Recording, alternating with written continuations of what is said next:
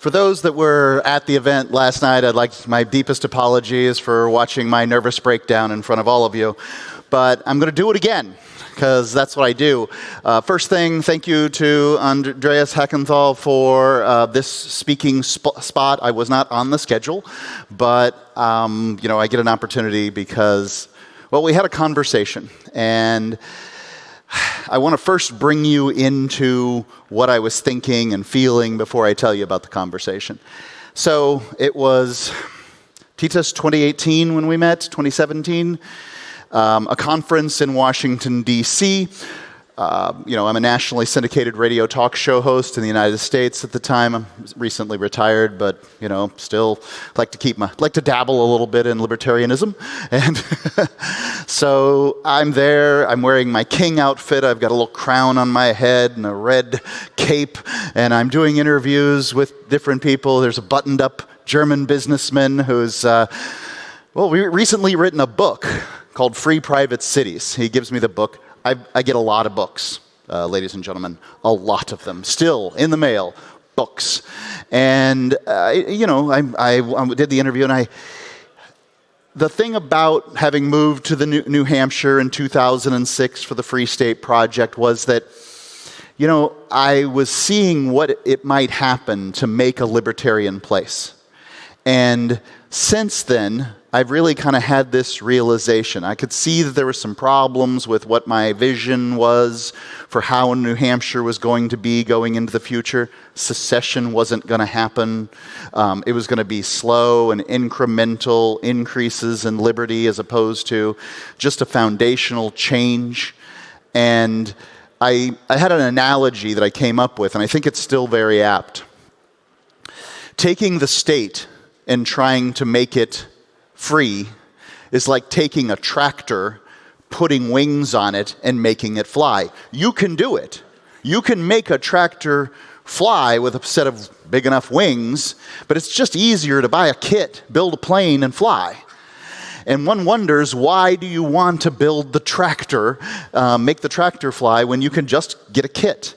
And this is really the vision that I had. I hope you'll, my tortured analogy, I may go a little further with it here. This is basically what TITUS was saying, and it was really a revelation to me. And so, I'm doing more and more interviews with TITUS. I'm trying to make this little idea grow, and really it has. This room full of people is here as a testimony to Titus Gebel's vision of free private cities. And I know we've changed the name to Free Cities, and I think that's fine too. And I think it's wonderful because, the different cities can have different visions as to what they want to have, and I think that's really the only thing that's going to work. Some people can't live with some other people, and that is the end of it. But that doesn't mean they need to die. We don't need nuclear war to solve this problem. They can just go live in a different city.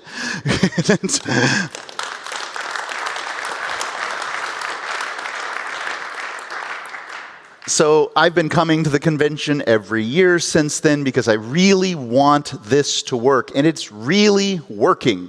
Last night was a testimony to how much it's working.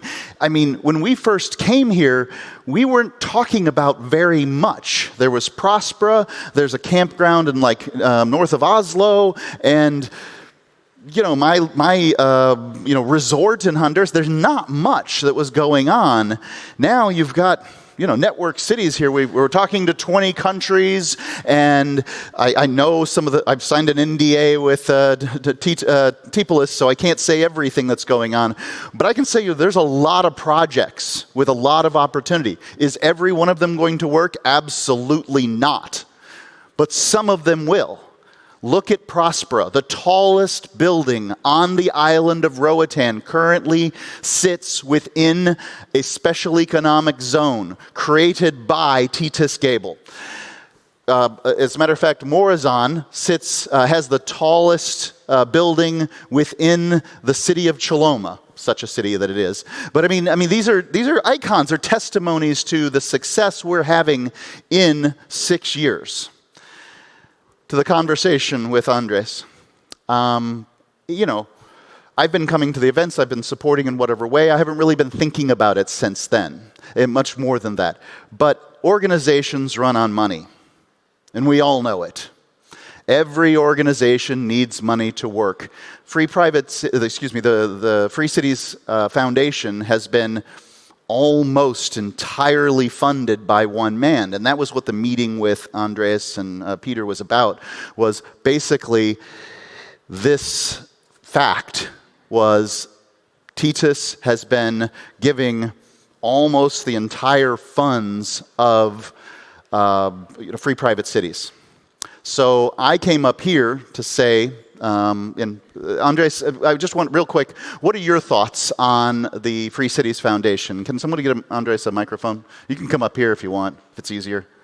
I don't know how to turn this thing on. It's green. What do you want? Hello. Yeah. Lean in. Well, I met Titus some years ago, and I was really impressed. And I attended the meetings, and later I learned about the financing situation, and I learned how important this foundation is, at least to me, I think, to you as well. And that someday they came up with the idea, how can I help supporting it? And the idea was ending up in our talk, asking you to also support, and maybe one day this crowd can match Titus' support for the foundation and just double the budget, double the opportunities, and multiply the results. Thank you. Appreciate it. Thank you. Thank you. And I realized in this conversation that as generous as one man supporting an organization is, it isn't practical, right? Like if one man's supporting an organization, it's not an organization, it's not a movement, it's, the vision of one man. So I'm committing right now $100 per month. And I realize, it's no great digs or anything, but I'm committing $100 per month. I'm hoping that everybody will not give so much that it hurts. I'm not asking for that. What I'm asking for is each of you to give enough that you barely notice it being gone. That's what I want from you, but I want it from as many people in this room as I can get it from. If you're committed to the notion of Free Cities, you may be here visiting and you're like, I wonder what these guys are talking about. I'm not talking to you.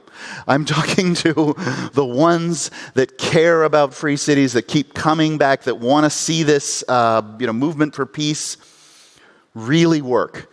And I'm asking for a small monthly donation to Free Cities so that we can be robust and we can be resilient against different collapses, because I believe that this is the most important organization currently in existence on the planet. And the reason I believe that, I'm not trying to be hyperbolic in any way, shape, or form when I say it. I believe this is so important because this is the next phase of human evolution. We've been talking about libertarianism for 100 years, but we don't know how to get there. Most people who aren't in this room don't understand how to get from here to libertarianism. That's the million-dollar question, and we have the answer, and there's only one way for people to find out. And that's for us to keep going, keep spreading the word, and have, larger staff, social media presence, and all these things. And that's going to take some money. So what I'd like to ask is just for everybody to begin raising hands. I've got Jan over here, and he's going to be writing people down, and he's going to be contacting you afterwards. But I just want you to say, if you're willing to start donating per month, I don't need you to tell me the number right now. Just show me over here. I've got Mason, William, I'm sorry, sir, just holler out your name for me. The one sans hair. Tobias. Thank you, Mercedes. Okay. Holler out your name. The redheaded one is in every single picture. Yannick, that's right. You, sir? Luis. Appreciate it, Scott. Calvin. I see a hand back there, sir, the older gentleman in the gray jacket. You got it? So long as we're getting names, I see more hands over there, sir. I appreciate it. Thank you, everybody. Could I just one last call? I'm asking for the hands to be raised for those who are willing to give. Thank you, everybody who's going to do it, so that we can get the list prepared. And it's kind of hard to get everything written down. What's that? Okay, and now that we've got you, and of course Peter knows who you are. Just go to Jan at the desk and get this taken. And I deeply thank you. This is my commitment, and I appreciate you sharing my commitment. And next year, I want to grow this number. I'm going to have the same thing happen when we're all in Prospera together. Thank you.